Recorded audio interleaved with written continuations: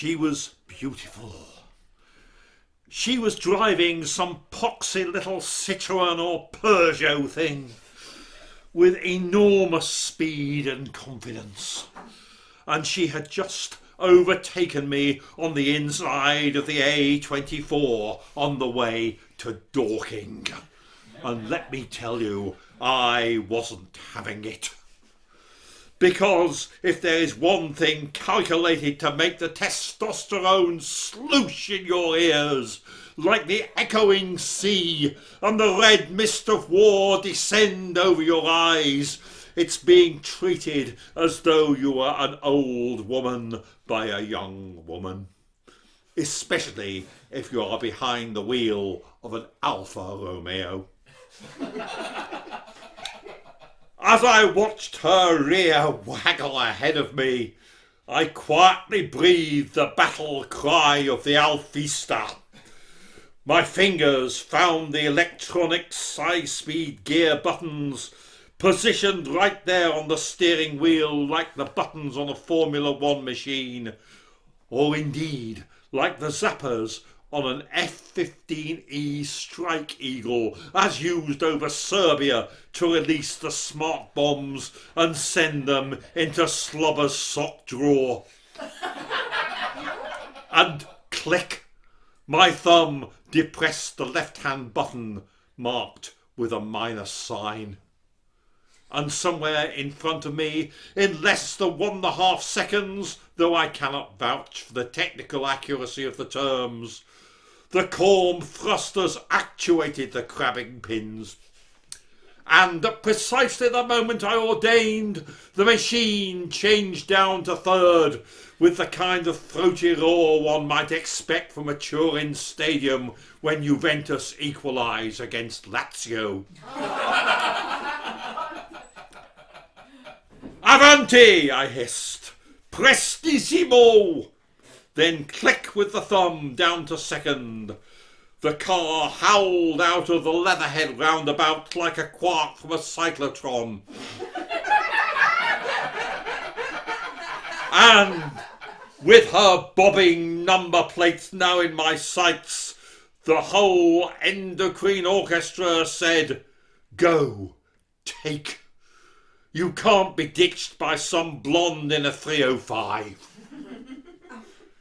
Yes, there is something about the very mark, Alpha, that makes the seminal vehicles writhe like a bag of ferrets. From the age of 8, when I made a model of some vintage machine, I have known that it stood for Anonomia Lombarda Fabrica Automobili.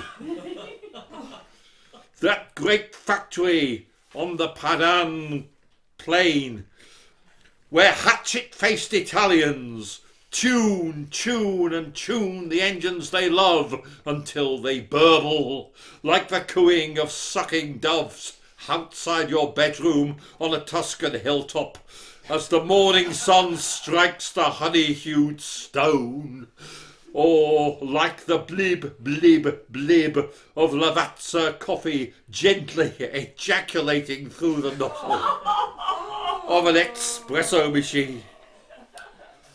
And it was then, no doubt, that I conceived my passion for the cars that have ruled my life. There was the beautiful red 33 Quadrilogo 1.5, which went like a bomb until the left-hand headlamp connected with a meat pie van on a Cornish Bee Road at 1 a.m. And the elegant rectangle of the chassis became a parallelogram. There was the silver GTV, whose porous engine block produced such a pall of brown smoke that you couldn't see out of the rear, and Dutch police would arrest you for violating EU emission rules. Finally, there was the gorgeous, high, square-rumped Alpha 92.5 VB Injezione, the kind of car in which mafia dons were conveyed to meet Giulio Andreotti or Benito Craxi in the good old days when the rust welled up beneath the paintwork of the Alphas like the great bubo of corruption beneath the skin of Italian politics. And as I think of that leal and trusty steed, as I think of that leal and trusty steed, I get all choked up, remembering the day it died beneath me of a burst aorta on my way up the M1 to address a group of Tory activists in Llangollen. I was then forced to commandeer a taxi from Luton to North Wales at the cost of an average family holiday, arriving around 9 p.m. to find my audience mutinous and pie-eyed on wine and cheese. Seething, therefore, with these compound humiliations, I sought a kind of revenge in this, the latest and most gizmo-encrusted Alpha 156 2-litre T-Spark saloon.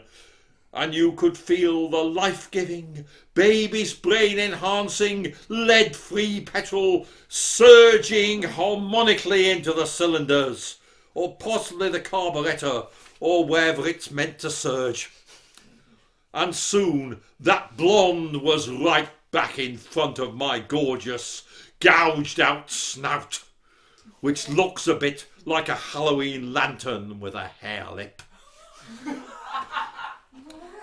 And now we were coming into the Box Hill death run, where bonkers bikers yowl up and down from dawn till dusk on the dual carriageway. On any other day I would be tensed or white-knuckled in the slow lane, but today we were both giving those motorcyclists the humiliation they deserve. Carving up the Kawasaki's, and arum. She took one and I took him too, our exhaust breathing contemptuously into his astonished face. Then we took another, and went the Alpha, with the bubbling moan of lava in some volcanic pool of Etna. And now there was a clear stretch. It was her or me. There was no excuse. There was no competition. Not when the Celispeed contraption ensures that the interval which you can move from third to fourth is tinier than the interval between a traffic light turning green on the Via Veneto and the man in the Fiat behind parping his horn, slapping on his door and shouting at you to move. Whether she saw me, I do not know. And whether this blonde was aware that she had been engaged in a test of a man's waning virility, I neither know nor care. But I tell you this, my Alpha took her from behind. And I fairly thrummed it down into Dorking. Now you're Dorking! I congratulated myself. And by making use of the high double wishbone suspension system, I was able to make a kind of genuflexion to the speed limits, then round the cyclotronic roundabouts, and ho for Horsham and victory. Or so it should have been. Perhaps it was complacency. Perhaps I just forgot to look in the mirror. Whatever it was, we came to a roundabout a couple of miles later, and Testa di Cazzo!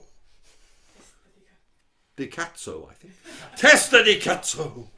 There she was, up there on my right shoulder as we came into the ring. She had the drop on me. She was pulling away, and click! My thumb twitched reflectively on the Celispeed button to bring the engine down into first and turn the car into a monstrous, uncorseted roaring of kinetic energy. And plick, I clicked again. Plick, plick, plick, and strozzo figlio di cazzo. The sodding thing stayed in second. And there we were, wallowing on that roundabout, with as much élan as a piked porpoise. And the tears started from my eyes. Suburban beamers flashed and honked, and her rump wiggled away for the last time. Perhaps I might have caught up with her eventually, except that just then, without warning, my 5-year-old child vomited all over the back seat, including the magnesium structure and submarining beam. Next time, give me a gear stick.